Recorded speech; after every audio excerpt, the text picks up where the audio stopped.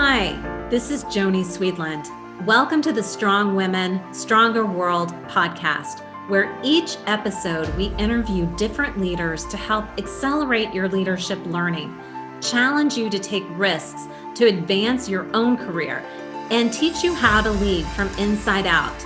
My comments and insights are based on my own experience, which span a 27-year career in global management consulting, including 18 as a partner. This podcast is meant to inspire and empower you to action. It is time to step into your power. The world needs more women leaders. Together, we are strong. Strong women, stronger world. Our topic today is Banish Burnout with our special guest, Janice Litvin. Janice is the author of the Banish Burnout Toolkit and is on a mission to help leaders and teams banish burnout in their organizations so their employees can come to work healthy, happy, and ready to work. Her Banish Burnout Move from Stress to Success keynotes, workshops, and accountability groups offer simple techniques to help leaders and teams manage stress to prevent burnout, engage in wellness, and fall in love with fitness. The result, lasting behavior change. Welcome to the show, Janice. Thank you. Thank you so much, Joni, and thank you for that excellent introduction. Oh my goodness. I am super excited about this topic, especially it's the beginning of the year. It's a time when we're all doing our goal setting and, we're all ready, I think, for a different kind of year this year. Yes, me too. Very much so.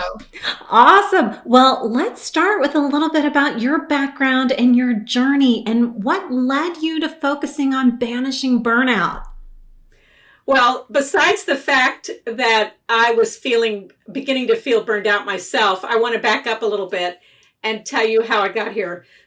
So I used to be a technology recruiter for 20 years, and I was ready for a change, but I wasn't coming up with anything. And then we had the recession in 2008, and so that was a forced pivot time for me. And so I wasn't quite sure what to do. So what do I do when I have nothing to do? I go to the gym, when gyms were open, thank God.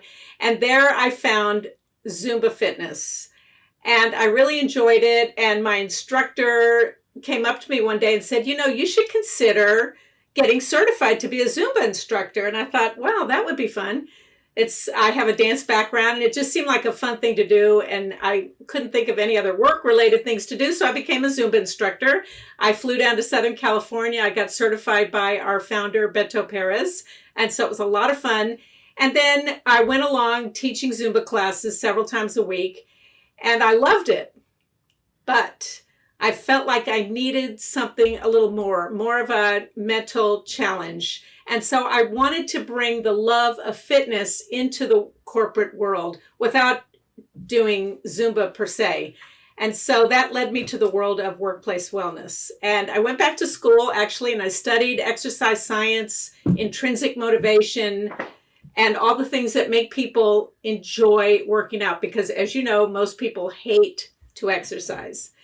And then I found the world of workplace wellness. And from there, a client called one day and said, we want you to do a stress workshop with us, but we want you to go deeper. So I created my program, Banish Burnout, which is a little bit of a deeper look at how we can change our behavior. I love that so much. I think that, first of all, just getting to that point where you can love fitness. I know that we all would like to be in that point, and right. And I love the idea of managing stress and really getting behind that because, right now, I just can't even imagine with this pandemic, the stress levels of what everybody is feeling. Can you talk a little bit about how that's impacting stress for employees and just for everyone in general right now? Absolutely. Well, first of all, as you know, many Americans in corporate white-collar jobs are working from home, which has its silver lining and its stressful aspects. First of all, people who have children going to school are also now managing their schoolwork all day, not just after school, but during school. And so that's extremely stressful. People are feeling it. The children are feeling it, and the teenagers are feeling it, and they're expressing it in a very strange ways because they don't have the cognitive ability to say, "I'm feeling stressed because I'm don't get to see my friends." They act out emotionally in different ways. So that's especially stressful for families. The other thing is that even though people are having lots and lots of Zoom meetings and they're connecting electronically, there is still an element of loneliness. You don't have those water cooler moments when you're working from home. When you get up and walk to the kitchen, there's nobody to pass and say, "Hey, Joe, how's your day going?" Unless you work with somebody named Joe. But I mean, even though I'm very grateful that I have my family around me, it's still not the same as being able to stop and have a chat with a work buddy and run for coffee with a work buddy because coffee shops are closed anyway. So loneliness is a huge, huge problem. Very big feeling of disconnection and isolation. And then on top of that all, you have to have a manager who is really, really, really more emotionally intelligent than before, because they have to see through the computer screen to sense when people are having a problem and might need your help, because sometimes people don't know how to ask for help, and yet they're exhibiting signs of stress, and a good manager has to be able to read between the lines, so to speak. So there's a lot of different issues. Wow, you're bringing up some really important ones. I think, first of all, just that sense of loneliness you talked about, and not having that ability to just naturally connect with those you work with physically, and just being able to, be in that presence. But then also, yes, the stressors of if you do have kids that are home doing distance learning, or, and depending on their age group too, because it may be even more stressful if you have younger ones, more like toddlers and, very young elementary levels kids, and really getting them engaged in a very different format for learning. But what I really would like to follow up on is this whole concept of the emotional intelligence for the manager, because I think right now this is so new for all of us. And I know we've been in it now since last March, but being able to really manage effectively these different levels of stressors that may be going on in your employees' lives, and being able to tune into that, because there really is something there about not being able to ask for help, or not even knowing that you need to ask for that help. So what advice or tips do you have for the managers to tap into that emotional intelligence and really be there for their employees? Well, more than usual, the manager has to be checking in with their employees minimum once a week. Now, I know many people are having team meetings as a group, but it's not a bad idea, time permitting, for the manager to be checking in with people one-on-one, or setting up mentor-mentee relationships within the team so that people have a work mate that they can check in with every single day. And then if there's a problem that needs to be elevated, they can elevate it up. But checking in with them, how are you doing? What are you working on today? What challenges are you facing with your work? Start with the work, because it's easier to talk about problems with work than personal problems. And a lot of people are taught not to complain, so they might feel like if they're talking about themselves, it might be complaining. So to start with, what's going on with your project? What help do you need? Are you getting all the information you need cross-organizationally? And what can I do to help you? And really, really mean it from the heart. Really be emotionally saying, "I'm here for you." And then if you see that there's a problem where somebody's just not getting their work done, first of all, expectations have to be lower, because to expect people to do the same 8 hours of work that they were doing before, when they have the stress of being long distance, not being able to communicate with people, and having children at home, they're not going to be able to get the normal 8 hours of work without working 10 hours. And we don't want people to burn out. And people are waking up, and I hope they're exercising, and I hope they're writing in a gratitude journal, but I'm guessing that a lot of people go straight to their computer and just sit there and work and maybe get up once in a while. And I think people have a passion for their job, and they might be stressing themselves out by forgetting to get up and take a break. So I think it's incumbent upon the manager to say, don't forget to take a break today.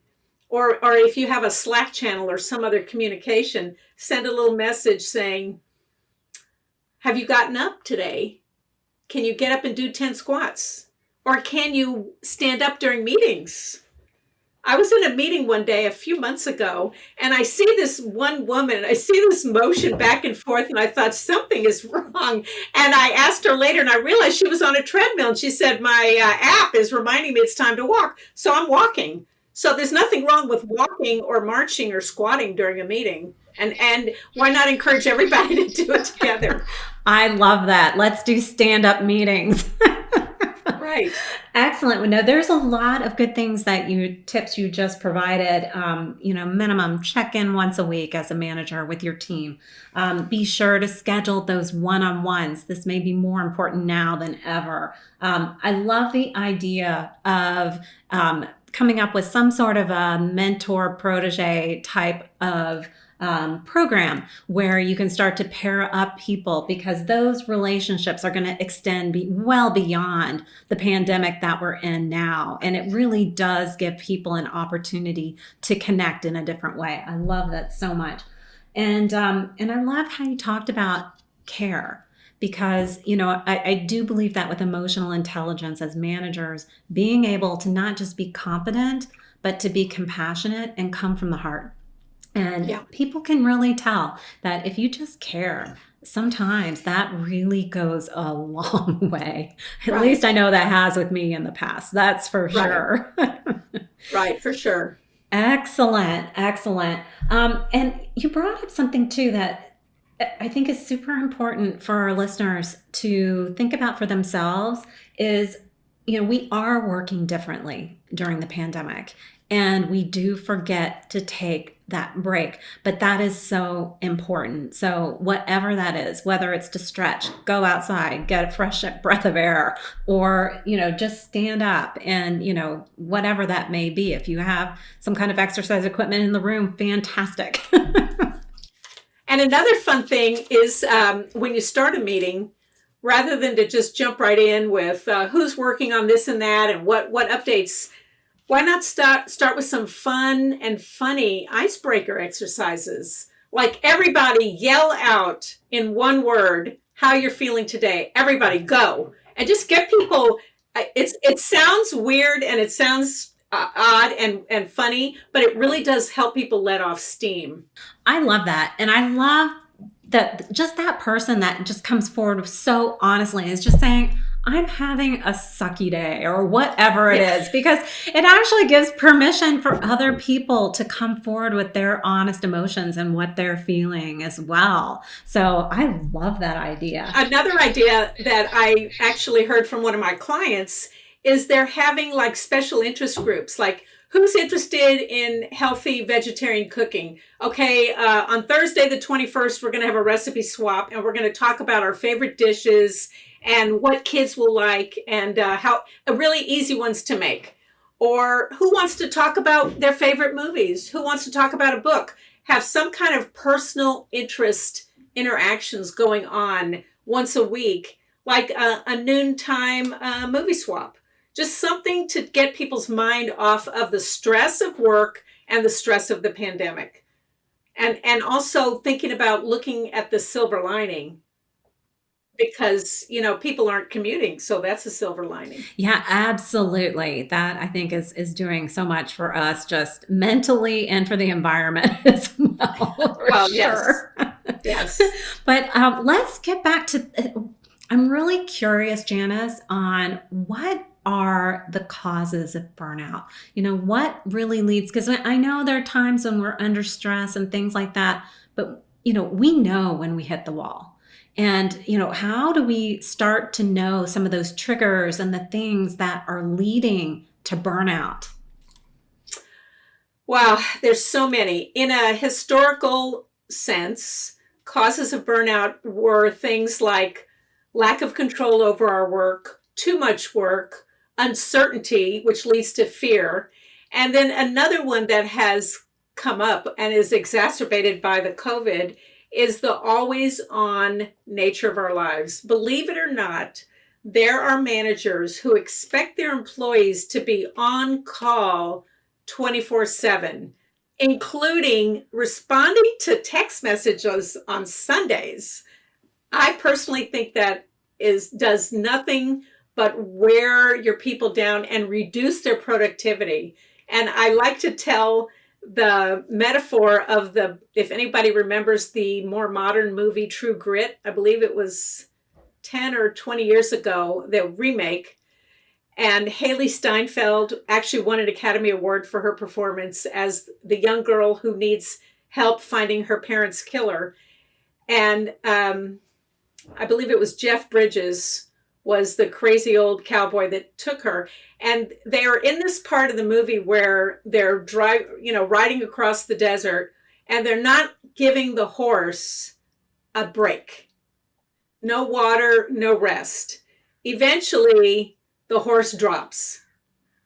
And it's the same thing when you work your people 24/7. They need a break. They need to, just like we need sleep, they need breaks. They need to rest and recharge. And then they'll even be more spunky, I like that word, and more productive during the work time. So that's one of the biggest issues that I'm seeing. Yeah, I think that makes perfect sense. And I think we could all benefit from spunky employees for sure. Right. Right. Yes. No, that makes complete sense. And I think, along with the pandemic, some of the things you mentioned around uncertainty and lack of control, all of those things we're experiencing right now in a different way, in addition to what we would typically experience in a work environment. So I think it's even more important. I know Ariana Huffington is a big believer in making sure you're getting at least your 8 hours of sleep. Yes, right? Yes, absolutely. I had the luxury of seeing her speak live a couple of years ago, and she reminded us that in the early days of Silicon Valley, companies would have sleeping areas for their employees. People would come in late, but they would stay all night. And she said those days have got to be over, because you're wearing your people out. People get excited and they get in a state of flow and they want to work on a problem, and suddenly it's 3:00 in the morning. They need to have a break. They need to sleep, and they should go home. If they do collapse right there in the office, leave them alone for 8 hours. I love that. Yes. We all need our rest. We are human beings, not machines. Right, exactly. Sure. Exactly. And with that, we all have human emotions. And I think it's incumbent on the managers. I'm presupposing your next question. Managers need to be able to read between the Zoom lines, so to speak. They need to be able they need to be able to watch for the signs that people are burning out, which includes just sort of a lack of passion, a lack of energy for the job. And then they need to be able to say, come on, let's have a virtual coffee. Let's find out what's going on. Yeah, I love that. I mean, being able to recognize those signs before the person gets to the point where they're completely burned out. Because, with burnout, that can mean a whole host of things. It used to be you could just take a break, maybe go for a short vacation. We can't really do that so much right now, and take that little beach holiday right now. It's just not as safe. However, if we can read those signs, perhaps it's a suggestion that those employees might take that break that we talked about earlier. Another thing that people can do, and I had the good fortune that my husband decided that we needed to go on a little 1 hour vacation, so to speak. And he took us on a hiking trail that I had never been on, just 30 minutes away from my home. And I realized while I was on the hike that because it was new and it wasn't just the same old hike we've always been doing for all these years, because it was a new hike, it opened up my mind. It causes the happiness chemicals to fire, and you're seeing birds and trees and hills and people that you normally don't see. Of course, we're social distance, but my point is try to find something different to do for fun on the weekends, and you get the happiness chemicals of walking and the happiness chemicals of being outside in the sun. Oh, I love that so much. The 1 hour vacation. What Yeah. a great idea. I know, yeah, over the holidays, we even went and delivered like Secret Santa things to some of my girls' friends. And Oh, nice. but we hadn't really been out in the car. And so the fact that we were out and driving in different parts Yes. and out in kind of the country part of where we live, it was so beautiful. And we really experienced what you just talked about. It was exciting for us to be in a different environment and to see different things than what we typically do. People forget that it's the little things that can make you really, really happy. Just those little tiny things. It doesn't have to be a glorious Hawaiian vacation. While, of course, that's wonderful. Right now, I wouldn't recommend flying anywhere if you don't need to. I recommend finding something new and fun and sparky, another crazy word, to do when you're not at work. Yes, Sparky. That just brings up all kinds of potential. I think I love that. Oh my gosh. Okay, so how should managers treat employees to help them prevent, like if we want to get on the preventative side of burnout, what can managers do to really get in front of this? Well, for one thing, they can role model healthy behavior. They can open a meeting by saying, who wants to share what they did for fun, like we were just talking about, getting people talking about it and role modeling. I took my family out for a fun bike ride this weekend. What did you guys do? Getting people talking about helping people set wellness goals. Hey, you guys, I just joined this new challenge where I have to move 30 minutes a day, 6 days a week. Does anybody want to join me on it? I'm going to set up a special, I don't really understand Slack, but I know there's ways you can set up these little rooms within Slack or one of any of the apps, Facebook too, and say, okay, if you post a picture of yourself doing something fun on Sunday, at least once a week and say 3 times a week, then at the end of a month, we're going to have prizes. And the company has allowed me to give you a $50 gift certificate to your favorite shopping channel. And so make it fun. You don't really need external rewards, but what that does is it shows the employees that you care and that you're conscious of what they might be going through and you're trying to help them. Because the more you can be their backbone during a stressful time, the more they'll really appreciate you, trust you, and be loyal for you. Man, this sounds like a manager I would work for. Right. We're all about fun. This is good. Good stuff. Right. I love this so much. And I love the idea of working in the wellness goals because that is, really just going to benefit everybody. So I think that's such a beautiful way to do it. So tell me about, as an employee in this environment now, how do you set your own healthy boundaries at work? Wow, that's a big, big topic. That's a big topic. First of all, a word that I've been thinking about lately, and this ties in, is pause. So what that means is pausing and thinking before you react when something stressful comes at you. And we all know stress comes at you in an email, in a meeting with your family, or driving in the street. So learning how to pause. And then when you need to communicate something that's bothering you, try, even though, yes, it can be emotional, and a lot of people let the emotion build up before they have the nerve to say something, you'll come across much more down to earth and smart in terms of looking at what's best for the company if you communicate your needs without the sting of the emotion. And you might need to journal, you might need to talk to your accountability buddy and practice the script. But the best thing you can do is say, I have 10 hours of work each day that I'm trying to get done in 8 hours. What can we do to offload or change my deadlines or get somebody else involved in this project? because I'm not getting my work done, and I want to. I love working here and I want to get my work done, but it's not happening. And we need to look at different ways to handle this. And you might even show some statistics.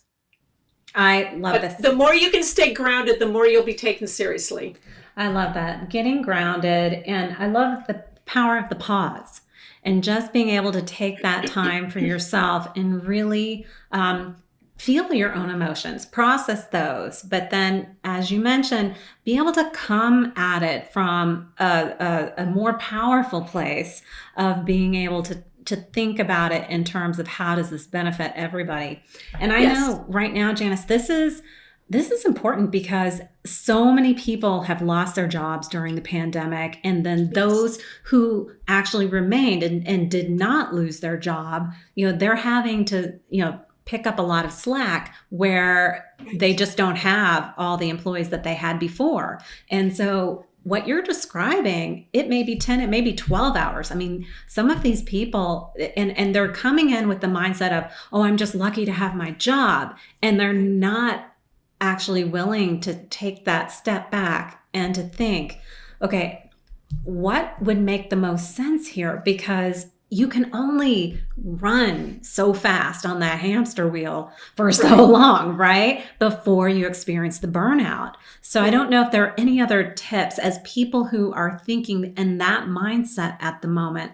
I'm just grateful to have a job because, I saw so many of my, coworkers lose theirs.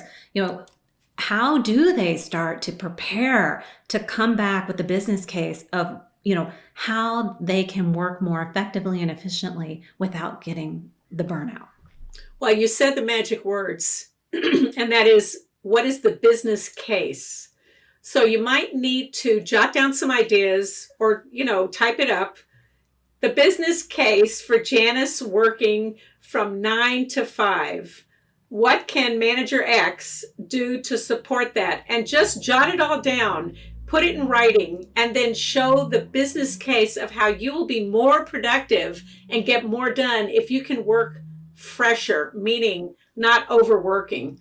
You can even cite some statistics. Go to Gallup or one of the millions of one of the many, many websites that have a lot of statistics about these particular issues, and quote them and say, it is shown in 2020, X number of people worked less productively due to COVID. There's tons and tons of stats out there. And just put it in writing and then say to your manager, I have something I want to share with you. I have some information I need to share with you that will impact our team and impact my ability to be productive. Just make it like a business discussion. And that takes the sting out of it. Yes. And that sounds just very powerful to be able to stand up for yourself in that way and honor your body and your own physical capabilities as well. Okay. So I can't wait to get into learning a little bit more about your book. I know that I had the privilege of reading this, and there's a section you talk about that I'd love to get a little deeper in, and then I want you just to tell me all about your book. So the first was, you talked about the word should, and how should is another way of saying I'm not good enough. I would love for you to talk a little bit more about this for our listeners, and so we can start thinking about when we are saying our shoulds, and how do we consciously start to shift and use different language. That's a really, really powerful one. Nobody has asked me about that on a podcast, so good for you. The first thing to notice, and I talk about this a lot in my book, especially in chapter 3, is to get into where those shoulds came from. Because many people had parents who were extremely demanding. For example, you come home with a 93 on a test, which in my day was an A, I assume it still is. And the parent says, well, what about the other 7 points? Look at how you speak to your children and look at how your parents spoke to you. And try to think back to how that made you feel, because many people come to work with emotional baggage, and that baggage comes from limiting beliefs that got formed by a parent who always had that attitude of you're never perfect. When in reality, your child is perfect because they're born and they're put on this earth to help us and give us guidance, believe it or not. And so children need to be treated with love and respect. Unfortunately, many of us have parents that were born in another country, or their parents were born in another country, and they had a completely different culture, which spare the rod, spoil the child, and all those kinds of things. And so it's really important to look back at what happened to you, whether you need to do some journaling or talk with a friend or a counselor about what was in your upbringing, because that will help you release the stronghold it has on your emotional health. And then when you hear the word should in your head, I should be better at saving money, I should keep the house clean, I should do this and that for my work or my family, I should do this and I should do that, I should get better sleep, whatever it is, I should exercise more. Take all those shoulds away, because those are negative reinforcements about yourself. And instead replace the word with, I'm aware that I would like to do better at getting a good night's sleep. I am going to set a goal to go to bed tonight at 10 o'clock and set an alarm for myself at 9:45 that it's time to get ready for bed, and set a good bedtime routine, different relaxing activities. And so rather than using the word should on ourselves, but to say, I'm aware that I have this issue I want to work on, and I'm going to set this goal. And as most of you know about goals, they have to be specific, measurable, achievable, and put on the calendar. Beautiful, beautifully said. And I think you're bringing up some really important concepts here for leaders. The first one you talked about was limiting beliefs. And limiting beliefs, at least as I interpret them, are maybe assumptions we've told ourselves over a period of time that we start to believe are true. And we start to drag those around with us. And it just feels like the weight of the world on your shoulders, when we can start to look at that and say, is this really true for me? And start to let that go. And what you're talking about are patterns we've learned, from our childhood and maybe from our parents and how we were raised. We as leaders have the choice to break the pattern. But I think awareness and what you're talking about, just being aware and seeing those patterns to be able to say, I choose to do this differently. Right. I'll give you another example. My mother and my father, may they rest in peace, said things to me like, you made all A's last semester. Why aren't you making all A's this semester? Your brother makes all A's. And when you hear things like that, or where were the other 7 points from the 93, when you hear things like that over and over throughout your childhood, then the limiting belief is, I'm not smart. Now, I have to tell you something funny. I have a math degree from the University of Texas, and I, for many years, didn't feel smart. That's crazy. And it's so illogical. It's so illogical. But it shows you the path, yes. Because I was always comparing myself to people who were smarter than me and went to better schools. Oh, she went to Stanford, so she's smart, I'm not. So there's several issues buried into that statement, which is comparing yourselves to other people and fear of missing out and all these other issues. But it's important to look at how the emotional havoc that your parents may have put upon you and put a reality spin on it. Yes, I'm smart enough. Yes, I went to college. Yes, I have a degree in math. Yes, I'm smart enough. You have to say those things over and over to yourself until you get them hit over the head, or seek the help of a counselor who specializes in helping people overcome limiting beliefs. Is very powerful. I think that's such a wise advice. And I love the concept of the reality spin. I think we could all use a daily dose of the reality spin for sure. Yes. Excellent. Excellent. Well, any other key takeaways that you would like to share with our listeners today as it relates to banishing burnout? Just remember that nobody can take care of you the way you take care of yourself. No spouse, no sibling, and no parent. That you are responsible for your mental health, and only you can make behavior changes. And so you're in charge, not all the other people around you from your past or your present. It's up to you to take charge, and you can change the way you react to stress by banishing your burnout. I love that. The power is in you. Yes. So that is encouraging, I think, for all of us. So Janice, before I let you go, we ask all of our guests a keystone question. So what makes you feel strong? Oh, wow. What makes me feel strong, mentally or physically? It's whatever makes you feel strong. That could be strong as a woman, strong as a leader, strong in your body, anything that makes you feel strong. Wow, that's such an amazing question. I think for me personally, it's the knowledge that I can do whatever I want in life. And I think back to my 20s when I worked as a computer programmer for a large bank in San Francisco. And one day I saw this woman who had been working there for 20 years, sitting every single day knitting at lunch, having lunch by herself at her desk, knitting every single day. And one day that vision hit me over the head, and I woke up and I said, I will not be sitting. Now, let me say something before I say what I'm about to say. If that's your path and that's what you want to do and you love it and you have an employer that you love that much and you're getting stimulated and fulfilled, that's fine. For me, however, that was not the path that I saw myself on.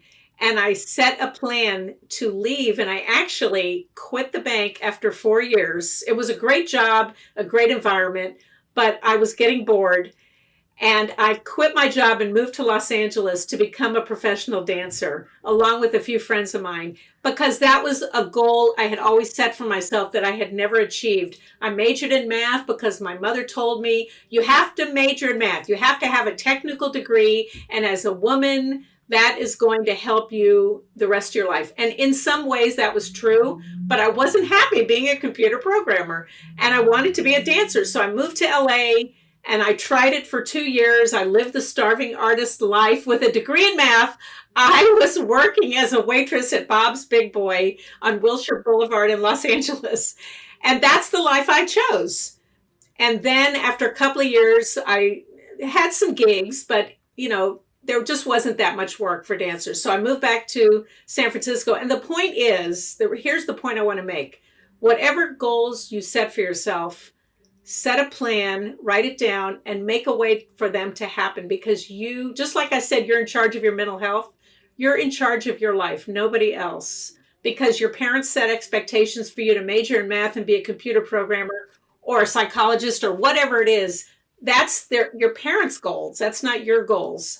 And I don't want people to go through life living a life that they didn't carve out for themselves. I think that is so beautiful and very empowering. And it definitely makes you feel strong when you can live your path, your dreams, your goals, without having to always swim in the expectations of others. Right. That's a good way to put that. Yes. Excellent. Right. Well, Janice, first of all, thank you so much for being on the show and sharing all of your wisdom here today. I certainly learned a lot.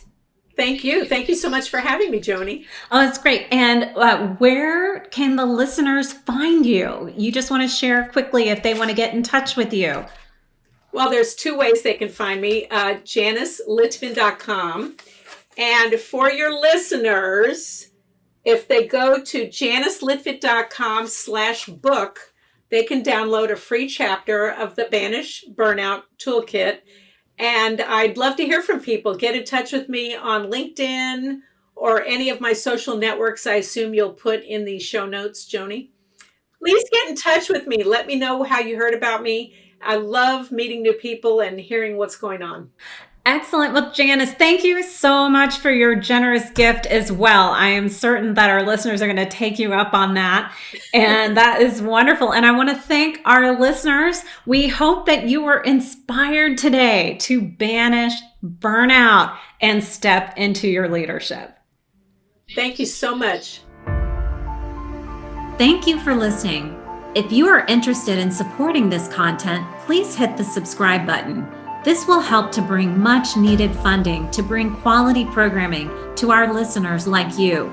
Your support is greatly appreciated. We encourage you to leave comments. If you have suggestions for leadership topics, please provide those in the comments and we will strive to address those in upcoming episodes. It is time to step into your power. The world needs your leadership. Together we are strong. Strong women, stronger world.